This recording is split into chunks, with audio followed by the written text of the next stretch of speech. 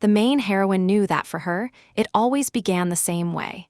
And once again, it was dark, but the girl could hear a familiar voice. She woke up in the body of an infant in the arms of her own mother. At that moment, the woman was about to hand her own daughter over to another woman. As she did this, she said that she would return for her daughter soon, so there was no need to worry. She asked them to take care of her only until her return. The main heroine understood that this was all very bad right now. The interlocutor took a deep breath and told the mother that she had certainly given them a task, as they themselves were barely making ends meet. Suddenly, she took out a box that was overflowing with jewels. At the same time, she told the interlocutor to take it and asked if she thought it was enough. The woman immediately took it and was very joyful to see that there was a lot of money inside. With joy, she told the heroine's mom that there was literally a fortune inside. The heroine was crying bitterly and at the same time begged her own mother not to give her away. After all, the girl understood that she simply wouldn't be able to come back to get her, and all because she herself would soon perish. Finally, the woman, with tears in her eyes and sadness in her soul, apologized to her daughter. After that, she handed her over to the interlocutor, who noticed that the child had become very unruly. The main heroine, sobbing, wanted her mother not to leave her. The mother, in turn, turned to leave, but finally told the interlocutor to read the letter because important details were in it. She also asked her to take good care of her daughter. Watching her departing mother, the heroine thought, how is this even possible? After all, she didn't want her to leave and abandon her again in this hell. At this time, the woman with the little girl in her arms entered the building and addressed her beloved son, telling him to just look. After all, it turns out that a whole fortune had fallen on their heads. The main heroine continued to cry very bitterly and thought that it was the end for her. And all because everything was starting over, and she simply had a wonderful life. Several years passed after all these events, and the main heroine continued to be in the house of these people. Right now, she was sitting on the floor, wiping it, and next to her was the son of the people she had ended up with. The guy addressed the girl, calling her white-haired, and asked if that was really all she had managed to do. The girl noted that they had been doing only this all day. The main heroine's name is Anastasia, and she is not white-haired. Her body is only 4 years old, but her spiritual age is much older. She had 9 tragic deaths and subsequent rebirths. It turns out this is already the 10th time she has started her life anew. The guy who is next to her now is named Andy, and he is the blood son of these people. He told the girl that she should at least work for her food, and she, in turn, thought that he was the glutton and did nothing to justify the expenses on his food. Anastasia thought that it turned out this scoundrel wasn't even worth her attention. The guy, in turn, was angry and asked if the girl was ignoring him too. So, out of anger, he called the girl a freeloading parasite, and then kicked the bucket of water to drench her with it. But the heroine knew perfectly well that he would take such a step, so she easily dodged. Andy didn't expect this and was very shocked by what he saw. The girl, in turn, thought that this scoundrel was doing this for the 6th time already.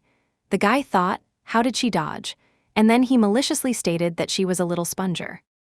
After that, he told her that she was just some kind of witch.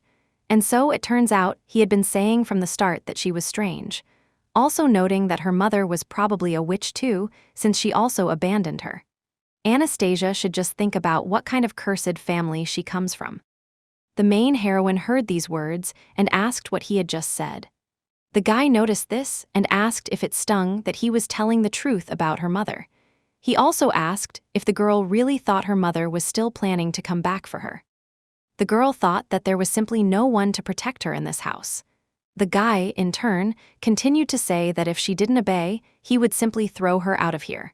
He also asked who would even need her, since she was some kind of white-haired slob. The heroine knew that such arguments happened literally every day. Then she turned to Andy and told him to look at himself instead. It turns out he's so lazy and clumsy, he would never become anyone in his life. A knight, for example, definitely not. Besides, he's a shorty, and also a puny, stupid, and funny tadpole. This made the guy very angry, and he immediately wanted to lunge at the girl, while declaring that he had been teaching her sense, and this vile viper was talking about him like that. But suddenly, the guy's mother addressed him and told him to go look who had arrived, as she heard the clatter of hooves. He immediately did so and wondered who could have ridden into their backwater. Outside, he got a better look at who it was and noticed that there was some kind of carriage there. When he looked at it even better, he noticed that it had the flag of a knightly order. It turns out he had taken the tests last month, and perhaps they had come to accept him into the knights. The mother immediately asked if Andy had really taken the knighthood trials. He joyfully declared that it was indeed so, for her sorrows had ended and a new life was beginning. Anastasia watched all this and thought what nonsense it all was. It was still unclear to her why knights would come for a simple recruit themselves. The man, in turn, told his wife to calm down, as she shouldn't get ahead of herself. The main heroine, in turn, thought that she already knew who had arrived, and she was very tired of waiting for him. The girl thought that in this life, time was passing especially slowly, but finally, that person had arrived. There was a knock on the door of the house, asking if anyone was home. Andy immediately joyfully opened the door and greeted the stranger. He also asked how he could be of service. At this time, he saw before him a tall guy with red eyes. His appearance was a little shocking. The interlocutor asked if this was truly the house of the Windmill family. Andy thought that he gave him goosebumps. Then he said that it was indeed so, for his name was Andy Windmill. The knight began to enter the house and stated that he needed the princess. The interlocutor asked, "What princess?" When the guy went deeper into the house, he noticed a little girl in dirty clothes. At this time, the heroine thought that deep down, she had very much hoped that he would feel sorry for her when he saw the conditions the girl lived in. The knight, in turn, knelt on one knee near the heroine and greeted Her Highness. The girl wondered if his heart ached for her and if he felt any guilt at all. The guy introduced himself to her and stated that before her was the Marshal of the Knightly Order of Castle Verches, and his name was Pion Parcial. And he had arrived here solely to escort Princess Anastasia. The heroine knew that the man before her was a mighty holy knight who had defeated countless monsters. It also turned out that he was the hero thanks to whom the 3-year war was ended. A knight who had taken a vow of celibacy according to the laws of the temple, and in this life, she had learned that he was her biological father. While all this was happening, the man who was the master of the house stood up and asked if they were really talking about some princess here. After all, he was very interested in what nonsense they were spouting. Parcial turned his gaze to him and stated that this girl's real name was Anastasia Antimos, and also, she was the first princess of Santra by birthright. The interlocutor was shocked and asked if she could really be any kind of princess, and the woman also stated that the sir must be mistaken. The marshal noted that it was written in the will of Princess Beatrice. It turns out that Princess Natasha was given into the care of the Windmill family and that Princess Beatrice intended to take her to the castle. The woman asked in surprise, but how could this have happened? After all, it turns out that Princess Beatrice had been dead for 3 years, and she was also unmarried, and it was completely unclear how she could even have a child. Then she took a deep breath and spoke of a bastard. Parcial stated that according to the Santrian law of lineal succession, all rights to inherit the throne from Princess Beatrice passed to Princess Anastasia. It turned out that even if all these years they had neglected the princess, they should remember that from this moment on, any of them could be executed for insulting a member of the royal family. The man, along with the woman and their son, immediately became alarmed by this. The marshal again turned his gaze to the main heroine and told the princess that they should already go and not delay in any way. Then he asked if the girl would take anything from this house with her. The heroine, in turn, looked at the corner and sadly stated that she would take nothing. That is why the interlocutor stated that they should go then. But suddenly, the woman addressed him and asked the sir to wait. After that, she asked what kind of compensation their family would receive for the girl's upkeep. The heroine, hearing this, was simply shocked and thought, was she saying this seriously? After all, it turns out this is just a real madhouse. The marshal asked if it turned out that Princess Beatrice had not paid them a fee. The woman noted that it was just a pittance, but they should understand that children cost them oh so much. It turns out their time and children are very expensive.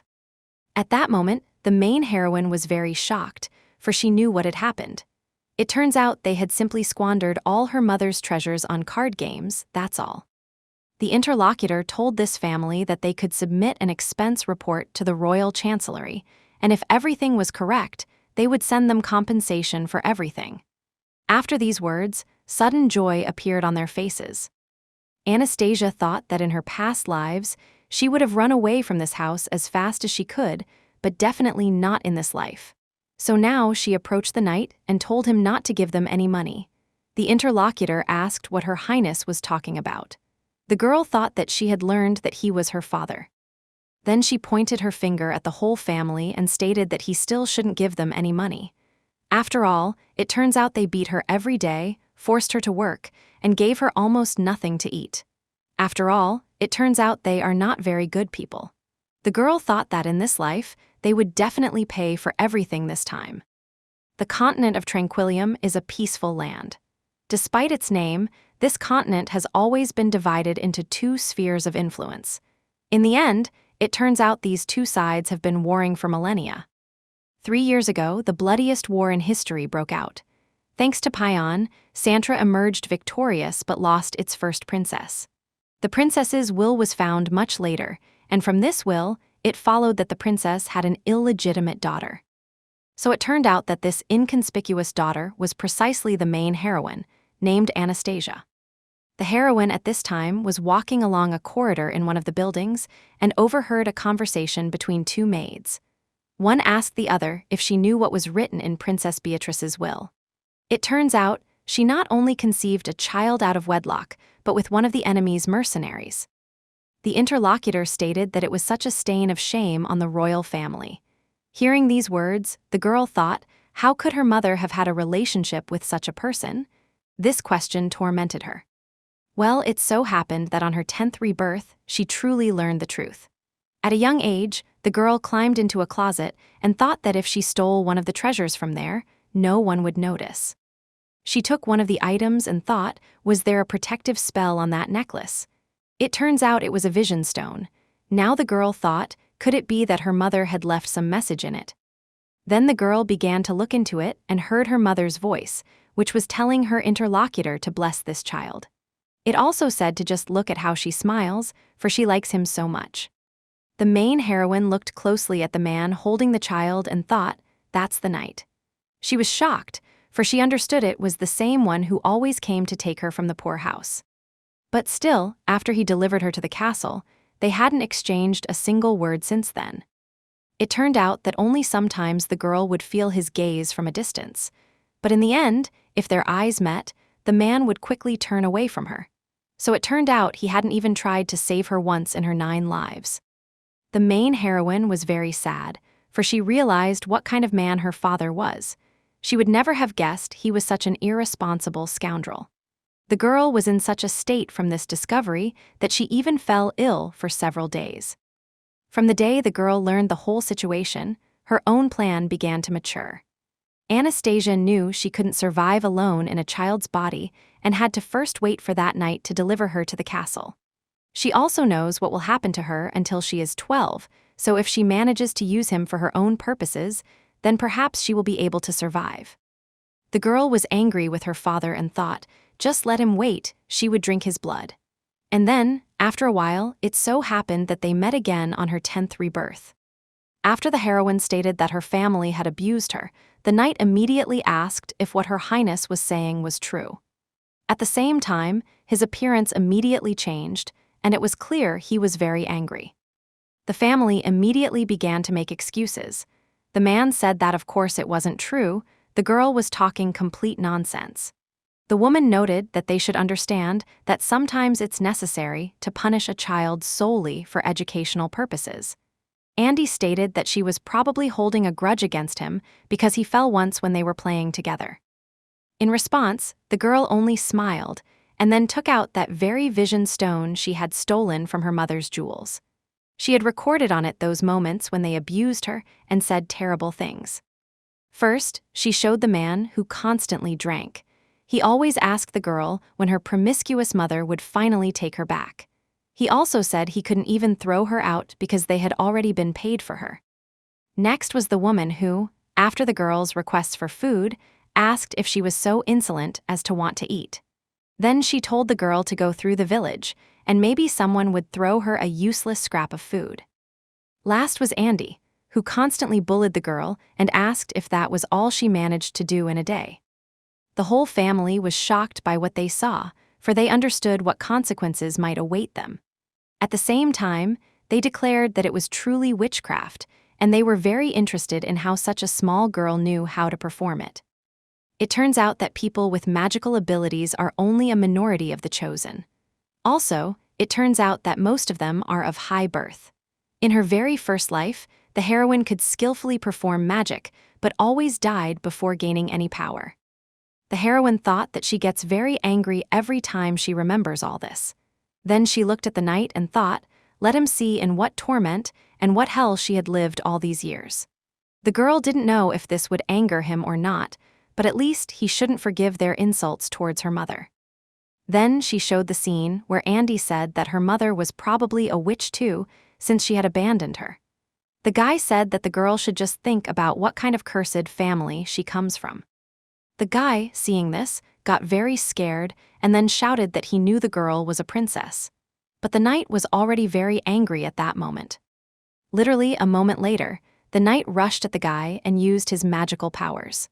From such a force, Andy's body flew out of the building at great speed and crashed into a tree growing not far from the house. The main heroine was shocked by what had just happened. The guy's parents were also shocked and immediately ran to Andy to check if he was even alive. Payan went out with them, who was very angry at this time. He addressed these people and asked if they still dared to talk about any compensation after all this. The main heroine at that moment was only peeking out from behind the door, for she was even a little scared of this situation. She was shocked and thought it was the first time she had seen him use his magical skills. But now, at least, the heroine knew for sure that his feelings for her mother had been sincere. After the marshal approached these people, he stated that they would go with him to the capital. And once they were there, the man would hand them over to a fair trial. After some time, the man's subordinates approached these people to tie them up. After a couple of minutes, they were all ready, and they reported to the marshal that the prisoners were ready to be sent to the capital. The main heroine was already in the carriage at this time and thought that they were finally on their way. The marshal was sitting next to her in the carriage and told Her Highness that they were now going home. Therefore, he asked the girl to sit down, or she might fall from the jolting. Anastasia agreed to this and immediately sat up straight. Then she turned her gaze to the man, and their eyes met. But he, as always, averted his gaze from the little girl. The heroine thought, there he goes again, averting his gaze. The girl immediately thought, did the man really think she would let him turn away from her all the time like this? At that moment, she immediately decided to act and told the knight that she was very cold right now. He, in turn, understood that the princess was cold and immediately took his cloak to put it on her. After that, he covered the girl and remained in his place. At the same time, he asked for her forgiveness, for he had not brought anything for the girl for the journey. Anastasia thought that this was not at all what she wanted right now. Her body was not fully covered by this cloak, and the girl said she was still cold. The man didn't look at her, not understanding what to do, and then he approached and picked her up. After that, he sat down and placed the girl on his lap, warming her with his warmth. The heroine thought that now she was truly very warm. It also turns out she can feel his holy aura emanating around him. At the same time, Anastasia understood that she shouldn't blame him at all for pretending they weren't connected. After all, it turns out that if it became known that a holy knight of Santra had broken his vow of celibacy, he would be stripped of his rank, as well as his hands and eyes. The girl knew that this was truly very cruel towards him. And he asked Her Highness if it was better now that she was sitting on his lap. The girl thought that she still couldn't forgive him just like that, even if he had his reasons for abandoning her. The heroine decided that she would use him and then leave him, just as he had done to her. Then she looked carefully at the man and asked the knight if he was really an angel. The interlocutor asked in what sense an angel. Anastasia said that the Sir Knight had simply punished the bad people. Then she noted that he waved his hand and hit them, and then there was some kind of explosion, and it was very beautiful overall.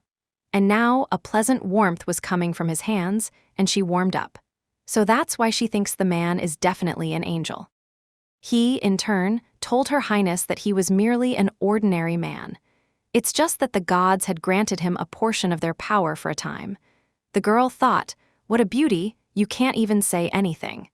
The man continued to say that his only possession was his high birth and he had nothing else. Then he asked the girl to tell him how she learned projection magic. After all, it turns out he considered it impossible for someone as young as Her Highness. The girl thought it was bad that he was asking her about this now. Anastasia thought that magic indeed doesn't manifest in a person before the age of 8, so the knight was right.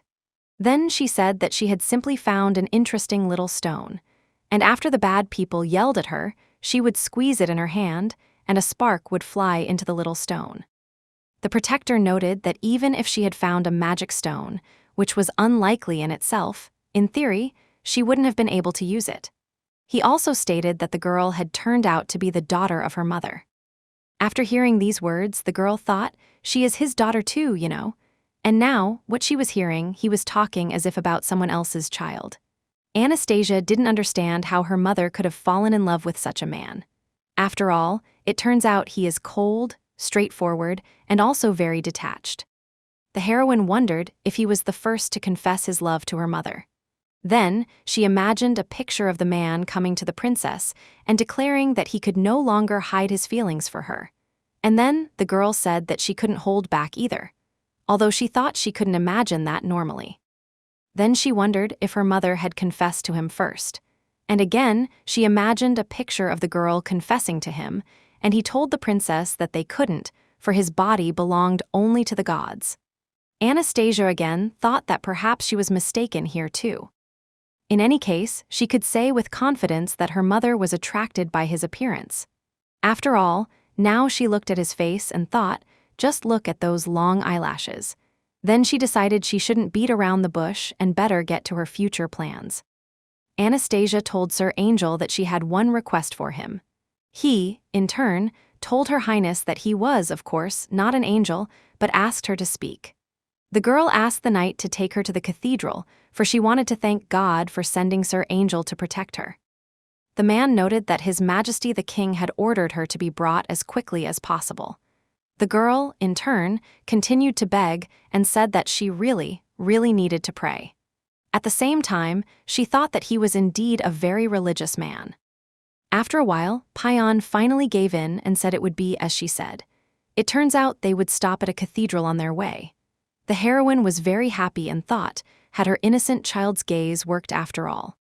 Then Anastasia felt that she had gotten a little too excited, and it seemed she was very sleepy. It turns out she was still little, so she tired easily. The girl began to fall asleep in the man's arms and thought she didn't know anything, she would just sleep like that. The knight, in turn, was shocked and addressed Her Highness with incomprehension.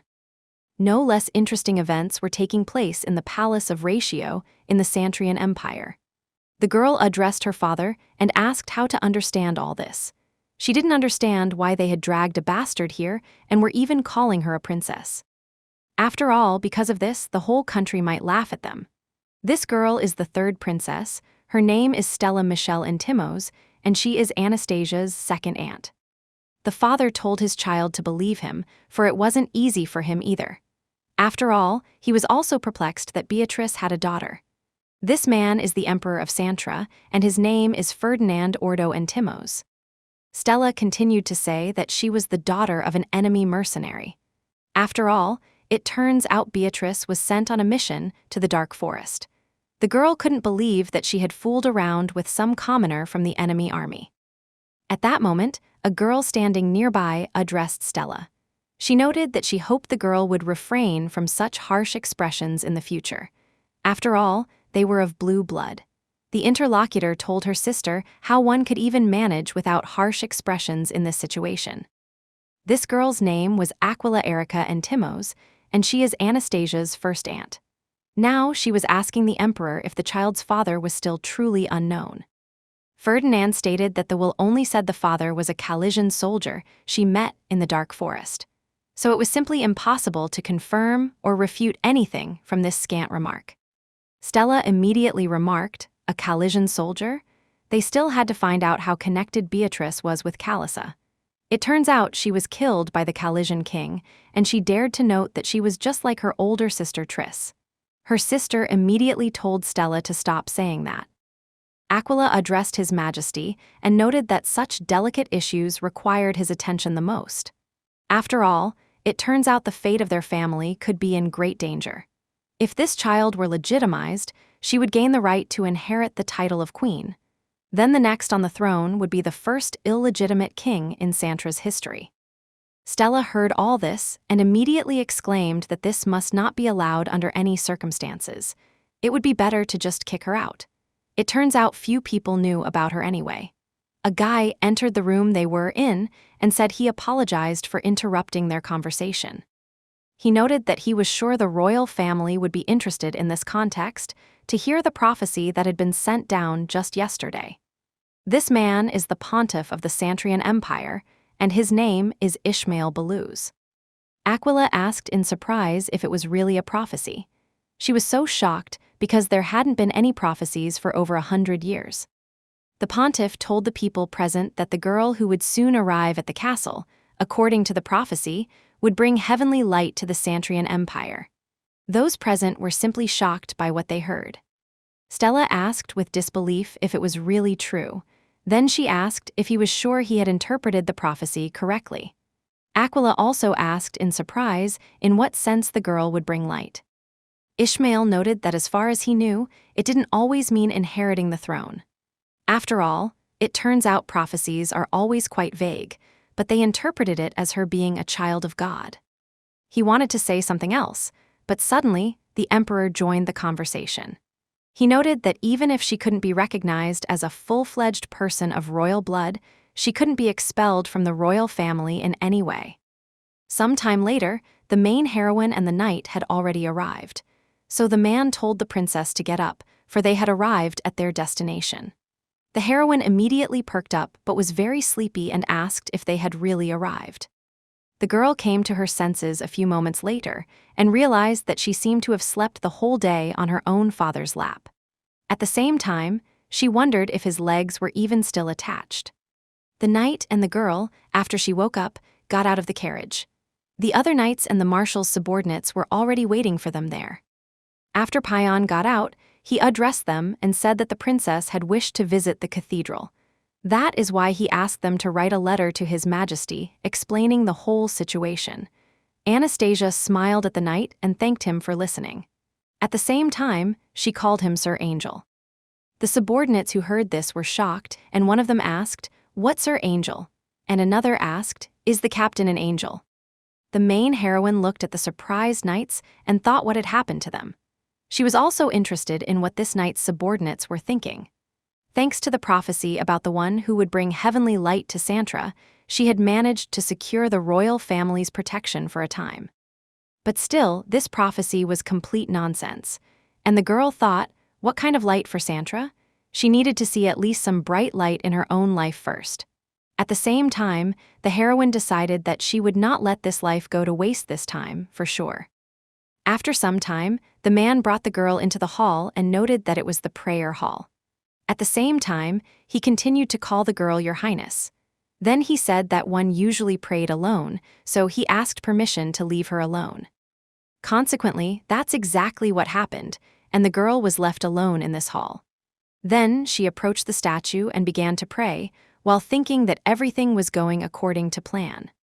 The heroine sat before a huge statue, and it was the god of light, Lux. The girl thought that Santra was a very devout country, for everyone here believed only in this god. But it turns out the main heroine didn't like him at all. Then she whispered to this god and said that she had finally found out who her father was. It turns out she thought her constant rebirths were connected to the fact that her father had betrayed him. But still, it turns out she wasn't to blame for this. And so the girl didn't understand why he was punishing her specifically. It turns out she had been burned at the stake, left to die in the cold, beaten to death, and thrown to be devoured by beasts. Then she asked him if she hadn't suffered enough yet. In the end, it turns out she had never lived past 12 years. And so it turns out she wanted to grow up big at least once. Anastasia begged him to at least let her survive in this life. Immediately after that, the girl approached the water that was nearby and immediately jumped into it headfirst. When she found herself underwater, she was shocked, for it turned out to be much deeper than it had seemed at first. It was even too deep, so she couldn't get out and was suffocating. She thought, could anyone hear her at all, or had she miscalculated again, for it hurt so much? The heroine thought she was already suffocating and wanted to know where that night was. After all, it turns out this was the 10th time she had returned here. Finally, her biological father appeared, who was trying to save the girl. A few moments later, the man pulled the princess out and was very worried about her. Then he pulled her out of the water and laid her on the ground, asking what was wrong with her. The heroine at that moment was just coughing, for she had swallowed a huge amount of water. Then she looked at the distressed man and didn't understand why he was looking at her so desperately. At that moment, it even seemed to her that he was looking at her as if he cared about her at all. But that simply couldn't be, in her opinion. After some time, other priests ran up, addressing Sir Parcial. They said he didn't need to expend his divine power. After all, it turns out the princess was truly fine. The knight immediately said, but she's lying unconscious right now.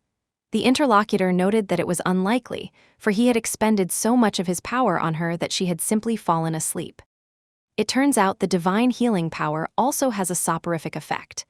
The man noted that when he heard the scream, he ran and saw the princess drowning.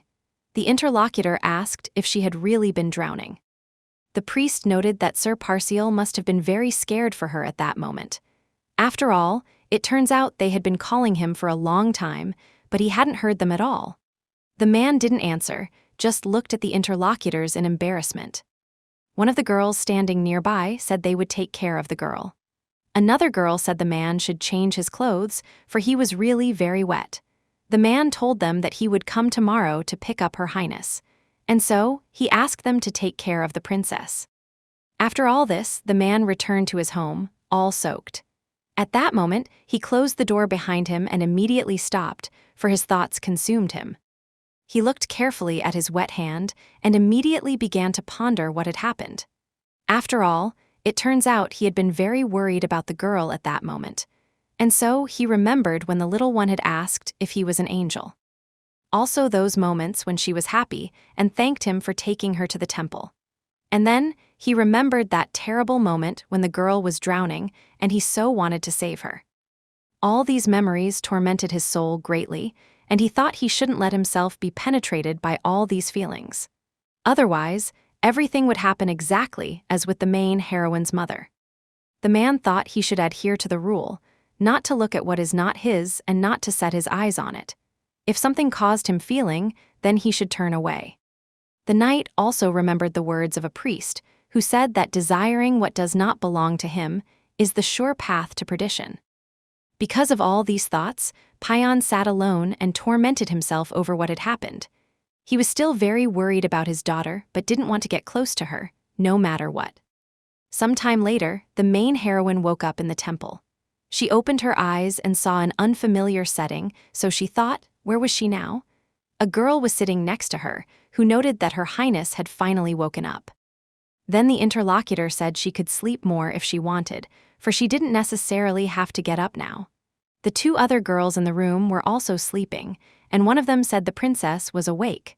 The other also woke up and asked if it was true. The main heroine at that moment looked at her neck and didn't see the pendant there.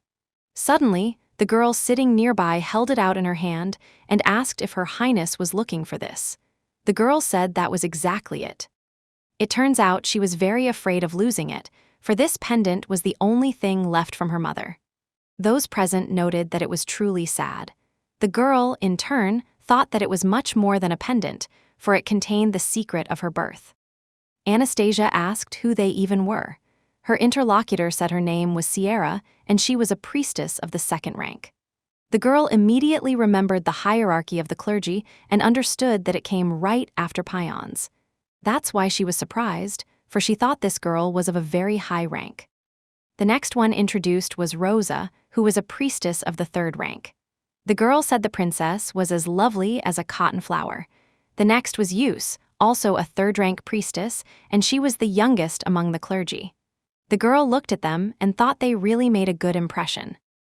Anastasia thought that in her 9th life, she hadn't met any good people at all.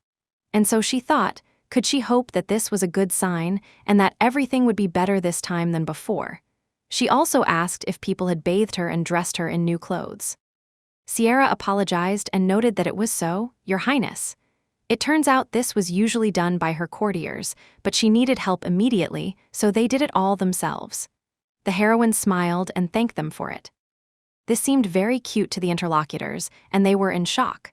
Suddenly, the girl's stomach made a sound, signaling that she was hungry. The priestess said they needed to bring the princess something to eat quickly and run to the kitchen, for time waits for no one. Her subordinates immediately said they obeyed. The heroine was surprised and thought, why such a fuss? She was very surprised by such good treatment.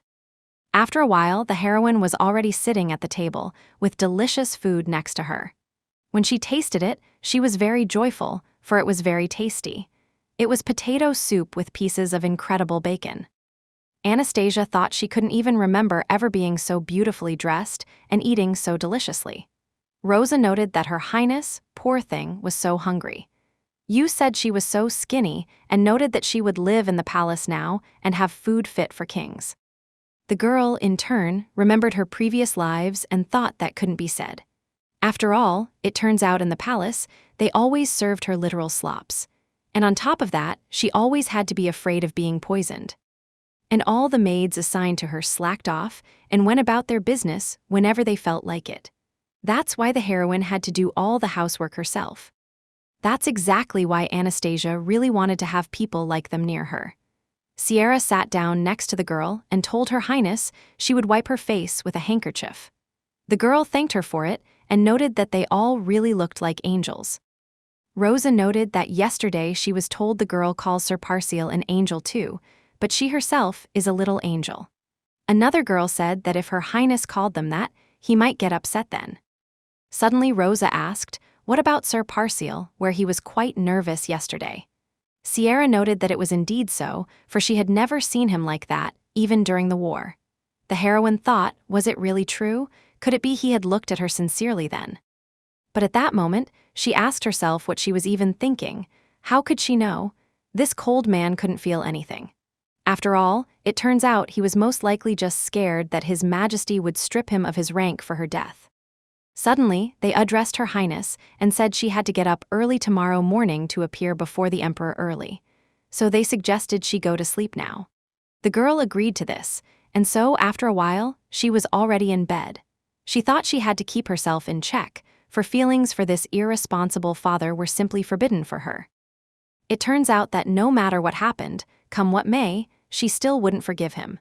The next day, the heroine was dressed in church clothes, and she was very beautiful.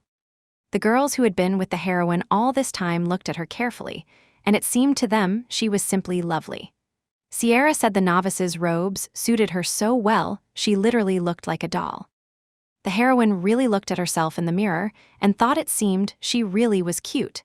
It turns out the girls who had helped had worked excellently. One of the third-rank priestesses noted that the girl would be very dazzling in a dress. Anastasia remembered her previous life, and when she was brought to the emperor, he said she was a dirty child.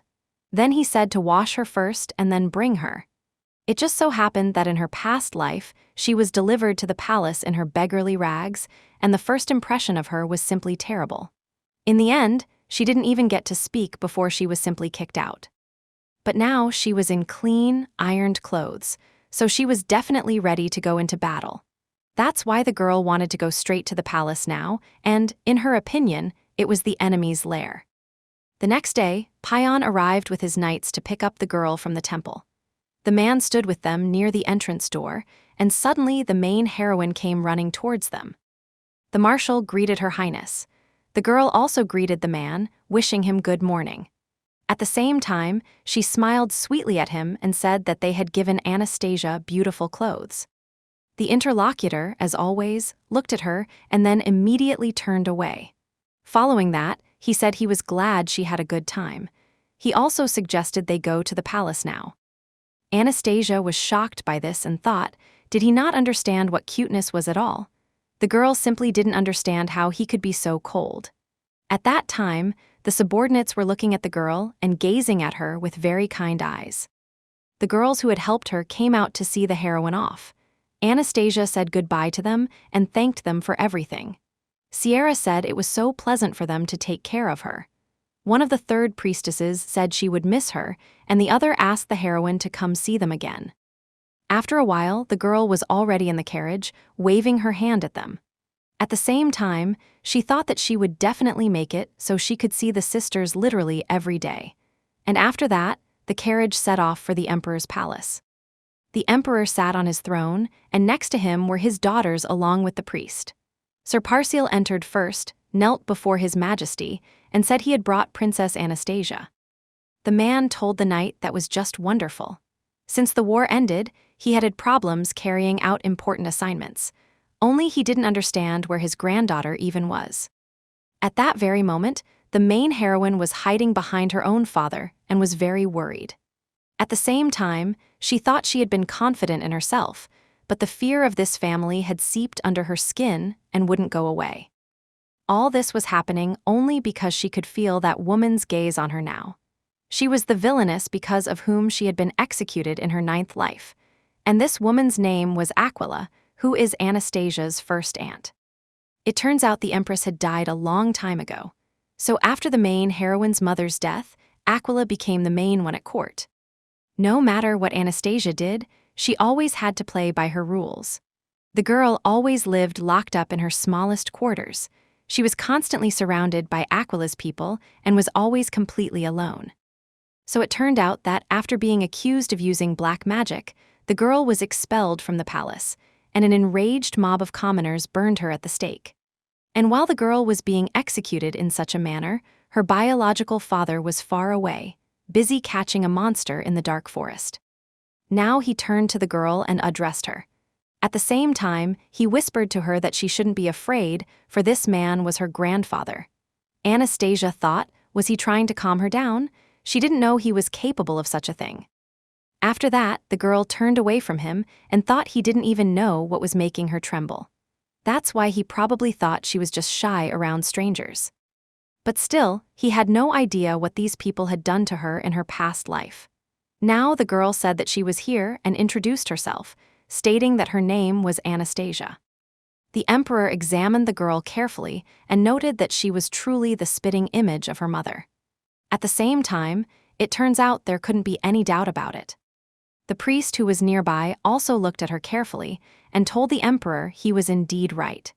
It turns out she literally looked exactly like Princess Beatrice as a child. Stella asked, was it real? She was interested. Did they really think this ugly duckling was truly their sister's daughter?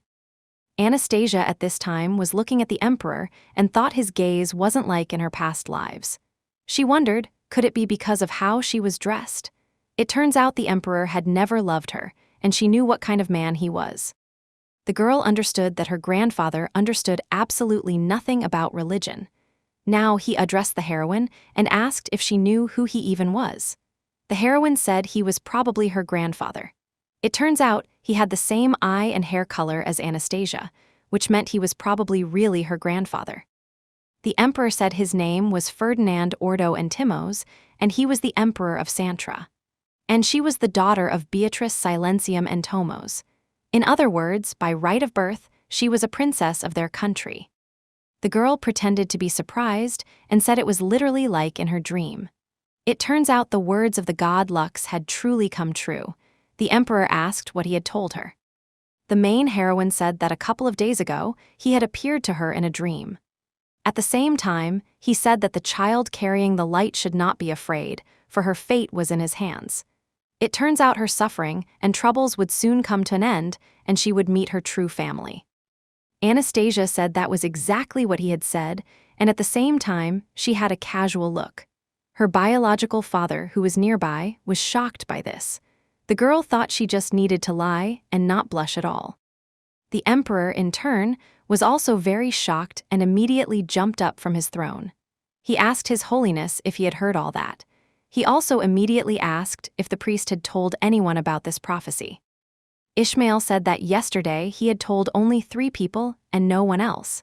It turns out this was truly a miracle, for the princess was receiving revelations. At this time, the emperor's other 2 daughters were shocked by what was happening. Ferdinand went straight to the heroine and the knight. At the same time, he said that meant God Lux truly had not abandoned Santra yet. Then he asked the girl what else he had told her. So the heroine looked at Payan and said that he also said his strongest angel would protect Anastasia. The emperor asked if he meant Sir Parcial. It turns out he was the strongest warrior of God Lux, and he loved him more than anyone. The girl said it was indeed true, for he was literally an angel. He had punished the bad people who had been tormenting Anastasia all this time. And also, it turns out he saved her yesterday when she almost drowned. Ferdinand asked in surprise if she had almost drowned, for he didn't understand what had happened. The knight said she had gone to pray and accidentally fell into the water in the prayer hall, but the girl was unharmed. The interlocutor smiled and said you couldn't take your eyes off a little one, or something would surely happen. After that, he noted it was all trifles, and then turned to Sir Parcial and asked if he would look after Princess Anastasia temporarily for now. The heroine immediately thought, there it was, she was only 1 step away. But suddenly the knight apologized to his majesty and said it was simply impossible. The girl looked at him in surprise and thought, what nonsense was he spouting? Parcial continued to say that his duties as a paladin left no time for anything else. So it turns out they should assign the princess the best candidate from the knighthood.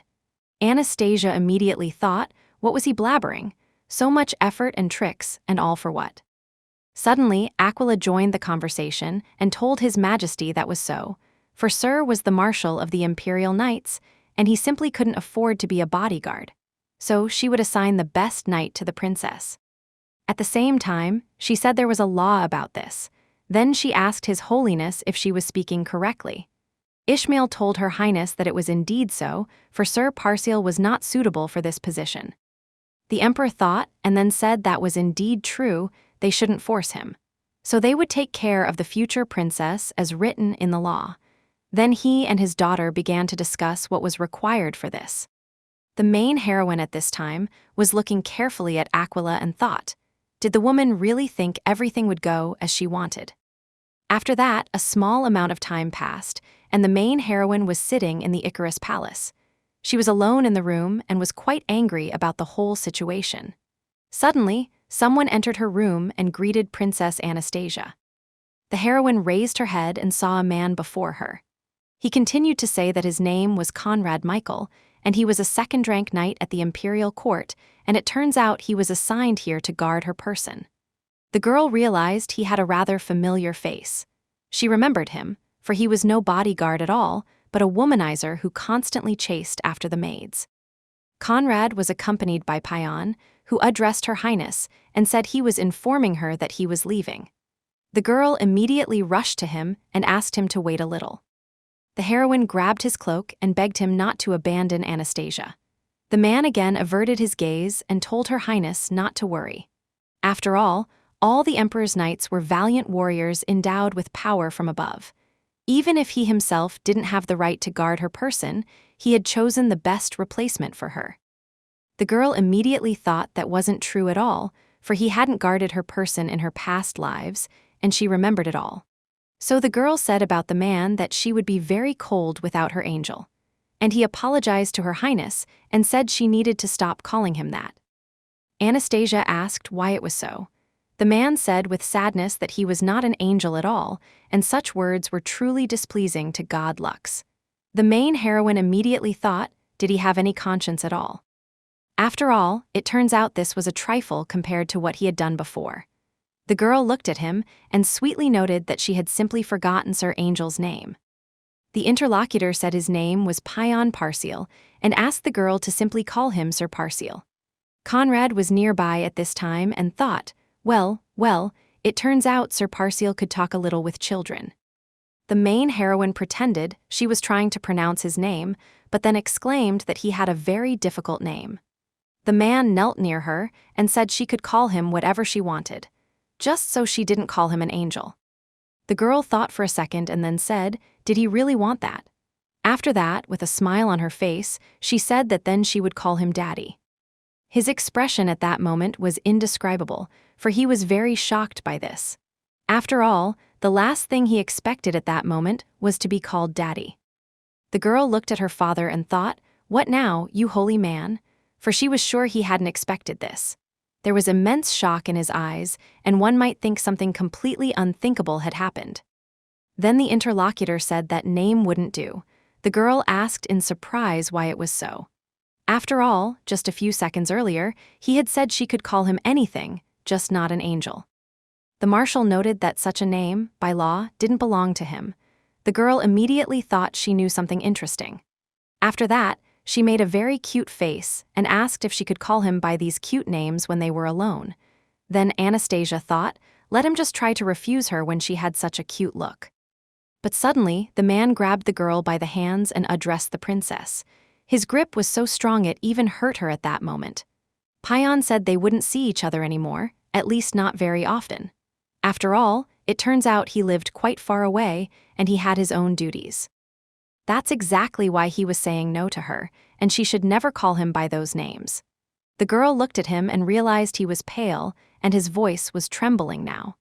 Anastasia thought, was he really that afraid they would find out he was her father? It turns out he was running away from her even when she was giving him a chance, and he was just a scoundrel. Still, she was so stupid to expect anything from him. That very second, tears appeared in the girl's eyes, and the man asked in surprise what was wrong. And then the main heroine began to cry very hard, shocking the man in the process. While Payan was trying to stop her, Conrad, who was nearby, addressed him. He told the interlocutor why he was behaving like that. It was just a name.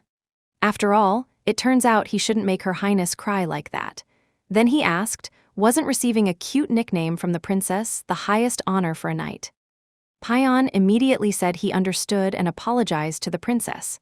That second, the girl asked, so could she call him Daddy?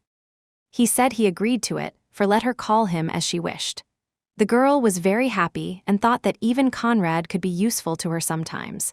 But at that moment, she understood that tomorrow, in truth, it would all be over. At 4 in the morning the next day, the emperor left his chambers.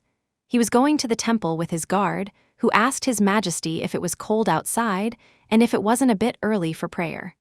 Ferdinand said he was talking nonsense, for prayer should be performed as soon as one woke up. After all, it turns out laziness is a direct road to hell. The interlocutor said he was indeed right. Then he told His Majesty that someone was in the prayer hall and immediately grabbed his weapon.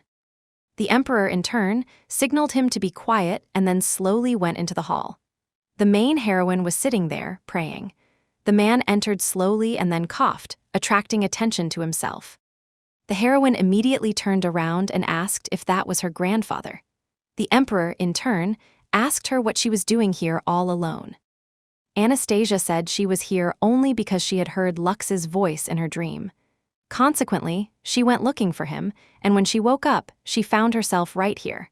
The emperor asked how that could be, for he didn't understand where her bodyguard was. The girl said she didn't know herself. The man said her bodyguard was simply a scoundrel, for he had failed him from the first day. The girl immediately asked if he was going to scold him, and so she asked him not to be angry with him.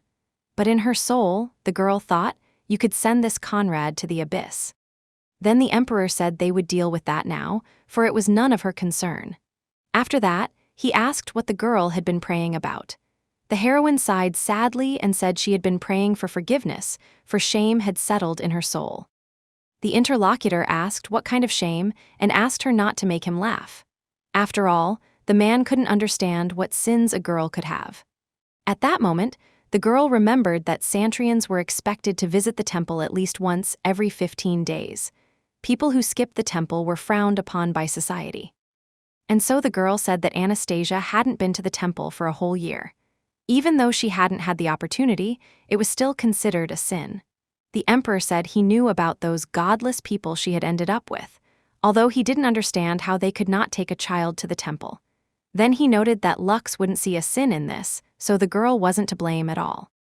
The main heroine said that wasn't so, for Nastia had sinned and her heart was uneasy now. Then the girl asked her grandfather to allow her to live in the cathedral. Then it turns out she could see God literally every day. The man said it was unbecoming for a daughter of royal blood to live in the cathedral. It turns out even he walked to the cathedral every day because it was very close by. The girl said she simply didn't like living in the palace. It was bad here. And in the cathedral, she felt so good, and her thoughts immediately cleared up. The emperor, after hearing all this, was a little shocked. At the same time, he thought, was this girl truly a child of God? After all, according to her words, it was favorable for her to be under Lux's protection. But he was still worried about that report from Sir Parcial. Ferdinand, after the report, asked the knight what he had said. Was it true the girl could perform magic?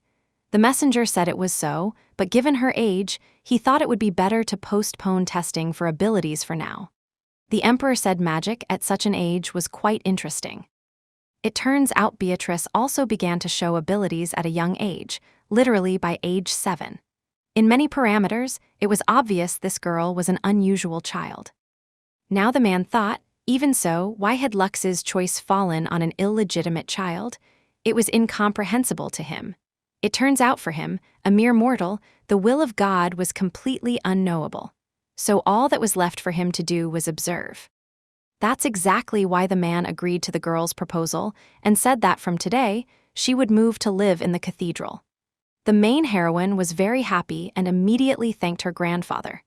At the same time, she thought another success was guaranteed for her. The main heroine thought all her plans from the list were slowly coming true. The first thing she did was expose her stepfamily. Then she pretended to be devout.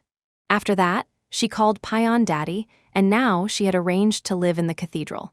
But it turns out she hadn't managed to make her father her bodyguard yet.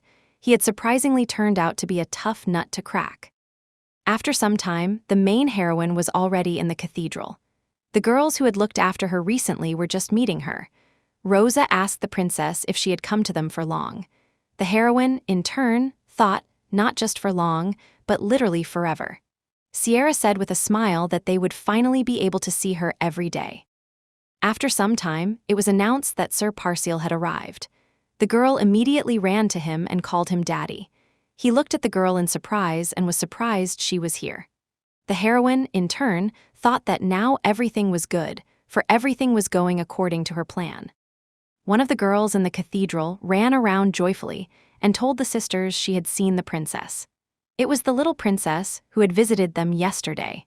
The others asked in surprise what the girl was talking about, and they were interested in where this princess was. After all, it turns out they had just come from the refectory, so they asked the girl to tell them what she looked like. The interlocutor said this princess looked like a doll, for she had fluffy white hair, like a cloud, and big round eyes. The girls immediately said she was literally such a cutie. After a while, one of the girls asked why she was in the cathedral, for wasn't she supposed to live in the palace? And the interlocutor added by asking if the imperial family hadn't accepted this child. Then they wondered if it was known who the father was and talked about the princess.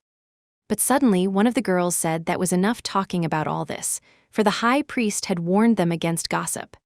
After all, it turns out that in the cathedral, a few hours ago, wherever the main heroine went, that's all they talked about. These people could be understood, after all a new princess, who also didn't know who her father was, had arrived to them. And on top of that, no one had announced or explained why she would now live in the cathedral. At one point, Rosa asked Her Highness if she wished to eat with them in the refectory. Sierra was holding the girl and noted that there would simply be a lot of people there. The heroine immediately smiled very cutely and said she wanted that.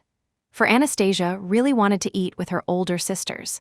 The girls looked at the heroine and thought her cuteness was off the charts. People said that these 3 priestesses had begged to serve the girl because the word from the palace was that she couldn't reside in the cathedral. It turns out they begged so much that the high priest had no choice but to agree. Anastasia knew this was such luck she had never seen in her life, and so they reached the refectory and it was shown to the girl. The lower-ranked priestesses told the sister to choose a place and they would bring them food. The main heroine thought there were very many people around and she was nervous, so she was even feeling nauseous. But still, she wanted to be remembered. Sierra was looking around the whole hall and asked the child if it would be better to eat. The girl immediately pointed to the far part of the hall, where her father was sitting. At the same time, she thought the most important thing was that she could see Daddy every day. And now, she was literally seeing him without his jacket for the first time. Still, he stood out so much in the crowd that it was simply impossible not to notice him. But the heroine didn't understand why all the places around him were empty. After all, people here were sitting literally packed, and he was alone. Anastasia thought, did it turn out people were shunning him? But in fact, with his character, she wouldn't be surprised at all. And so, along with the priestess, they approached Sir Parcial and wished him good morning. The girl, as always, called him Daddy. At the same time, looking at him, she thought, if only someone could see his face now. It was literally like a bolt from the blue. It turns out if she kept appearing before his eyes, sooner or later he would feel something. The man looked at the girl and greeted Her Highness the Princess. The heroine smiled and wished him good morning. At that very time, the other priestesses approached and also greeted Sir Parcial. They asked if he minded if they sat next to him, but their whole look showed that this was not the best place the girl could have chosen. The girl looked at the plate and noticed the pancakes, saying they looked so appetizing. Sierra asked if that meant Her Highness liked pancakes. Another priestess said everyone really liked them, for they were made with milk. The girl, in turn, added that she really liked them, for they were so warm and sweet at the same time. A moment later, Anastasia asked, didn't Daddy like pancakes? For he was eating something hot, and so she asked if her father wanted a piece of Nastia's pancake. The man, as always, averted his gaze and told Her Highness he didn't want any, for he didn't like sweets. The girl said, how could he not like sweets? They were so tasty. Then she said to just look, the little piece really suited Daddy's hair color. She also asked the older sister if she was telling the truth. Not far away, several guys were discussing that the princess was calling Sir Parcial Daddy. And still, it turns out it sounded very familiar. The interlocutor told Her Highness that it really did suit him. After all, it turns out Sir Parcial had honey-colored hair. Then the girl thought she was sitting on pins and needles right now, and the food wouldn't go down her throat. She really wanted to leave quickly. After all, being in the presence of higher ranks was always very uncomfortable. The main heroine, in turn, smiled sweetly and said she was very joyful to be surrounded by angels. And she would very much like it to be like this every day. The priestesses who were helping the girl, upon hearing these words, thought, like this every day? At this time, their faces were very surprised, for they definitely didn't want this to repeat every day. The heroine's biological father stood up and said he asked to be excused. He also wished everyone a pleasant appetite, and it was clear he was about to leave. The girl told Daddy that he hadn't eaten anything at all. It turns out God Lux gets angry when people waste food. So the girl asks her angel not to anger God, for she doesn't want him to punish him. The man, upon hearing these words, immediately stopped and looked at the girl. At the same time, he was literally the center of attention, for he could feel dozens of gazes on his back. At that moment, he had no choice but to sit down and fulfill the girl's wishes. The heroine, in turn, noticed this and said her daddy was truly the best. At the same time, she looked at the man and noticed he even seemed to blush a little. The girl couldn't even have imagined before that he could feel shame. She also realized that teasing her own father was a very fun activity for her. In the imperial palace, two sisters were sitting at a table. Stella said this was already beyond all limits. It turns out with just one word, the princess had simply blown up society, and Sir Parcial could do nothing about it now. Now both the commoners and the high society were only gossiping about whether he was Anastasia's father. After all, the girl didn't understand what her own father was thinking when he sent that impostor to live in the cathedral. Her sister said, didn't she find this a bit far-sighted? After all, for her, gaining the love of the clergy and the commoners was only the first step. Stella said she didn't understand anything, for did she mean to say the girl had set it all up on purpose? The interlocutor said she had just remembered who their high priest was. The girl asked if her sister thought this was all Belouz's machinations. She noted that meant he had made up that prophecy and lied to them, but she didn't understand at all why he would do that. Aquila said he knew that she didn't believe in prophetic dreams. and also that she didn't believe in God at all. Then she said that with the appearance of a bastard in the royal family, he saw very great opportunities for himself. Stella immediately stood up and asked what her sister was going to do about it. After all, she knew how devout their father was and how dependent he was on the pontiff. If things continued like this, Belouz would put this Nastia on the throne and rule the country through her. The interlocutor said that was so, he would do exactly that. He would very much like to hold the entire royal family in his hands. At the same time, they should thank their father for the clergy becoming so powerful under him. But still, if there was an enemy before them, they had to meet him face to face. In every way, she showed she had long been ready for battle. A couple of days later, the heroine was lying on a small sofa and was very sad. One of the priestesses addressed her, but the girl didn't answer. The main heroine was sad because since that day, her father had simply stopped coming to the refectory altogether. Sierra told the princess not to be sad about it. After all, Sir Parcial was probably just busy, that's why he didn't come there. The girl said that wasn't so, for Daddy just didn't need Nastia at all.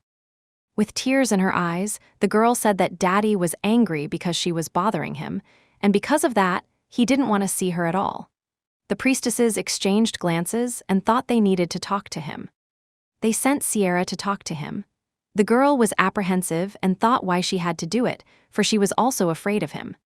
But the sisters said she had talked to him once before, so they were sending her. Now the girl addressed him and asked if she could talk to him. The man turned and asked what had happened.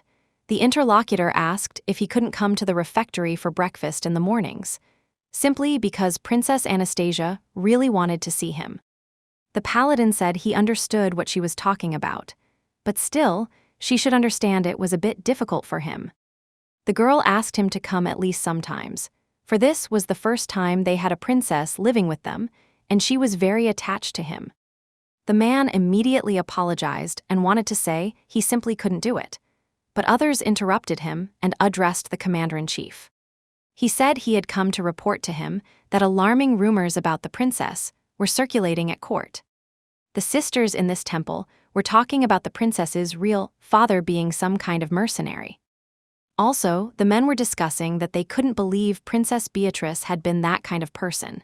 It turns out she was in the dark forest for a whole year, and there she met some man. And the forest bordered the country of Kalisa, and anything could happen. The person reported to Payan that they were saying the father of Princess Anastasia was a Kalisian mercenary. The man, hearing this, asked with a cold gaze who had even started this rumor. After all, it turns out he had recently forbidden anyone to talk about it. The interlocutor said with fear that he didn't know who had done it, for everyone was talking about it now. At the same time, he thought the man was going to kill him. Payan told him to go and tell everyone that anyone who spread this rumor would be punished according to the law. The interlocutor immediately agreed. The priestess who was near him noted that the princess had been walking today, so she quite could have heard this terrible rumor. Then the girl looked at the man's expression and thought that, judging by his face, he was truly very concerned. So it turns out he really was worried about the princess, and this was her chance. Sierra addressed him and asked him to go to the refectory, for he should at least say hello to the princess. After all, the girl was crying because she thought he didn't need her at all. The interlocutor asked if she was really crying. The priestess said it was indeed so, for she had been crying her eyes out for whole days. At the same time, she thought she wanted to apologize, for she had slightly embellished a little. The man sighed sadly and said he would do it and come when he finished his business. The girl smiled at him and said he was truly great, for she would inform the princess about it. He agreed to this and left her. She watched him leave and thought he was so inscrutable, but still not unfeeling. After some time, the heroine was in the library and thought it was simply wonderful. It turns out in her past life, she wasn't allowed to leave the castle, so she couldn't come here. Although this library at the cathedral had surprisingly few books on magic, but there were still quite valuable books. And so she decided she would change the cover, pretending it was a book of fairy tales, and then no one would notice anything. While the heroine was doing all this, she heard some people talking. At the same time, she thought, what was this now? Who was chatting in the library? That was very uncultured. Then she heard that the princess's father was a Calisian. And just as she heard this, Rosa ran into the library, saying, "Princess, there you are." The girl said she had been so scared she wouldn't find her. Anastasia apologized to her and said she had just come to read some little books. The sister said that for her to be drawn to reading at such an age, it turns out she was a very gifted girl. The heroine thought that she wasn't in the palace and not under her control, and because of that, Aquila had become very nervous. After that, the heroine sat in her room and thought that, in theory, she was supposed to spread these rumors much later. Consequently, it turns out the future had truly changed. As Anastasia remembered from the past, Aquila hadn't persecuted her openly. It turns out she gradually destroyed her reputation as a daughter of God, and only then could she be expelled. In this life, the heroine thought she had to prevent all this. It turns out this was already the 10th life, and she mustn't make mistakes. So the girl would set the story on a different course. In her very first life, she attracted a lot of attention with her early magical abilities. Many catastrophes befell Santra, and she provided no solutions for the people. Because of this, the people stopped believing in her divine origin. Now, just like then, she wasn't even 10 years old, and the girl didn't understand what they had expected from her then.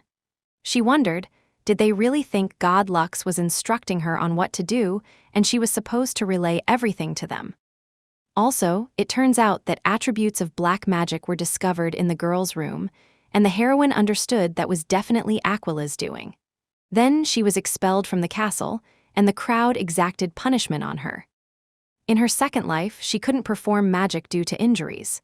In the end, all this excess magical energy, having no outlet, eventually killed her.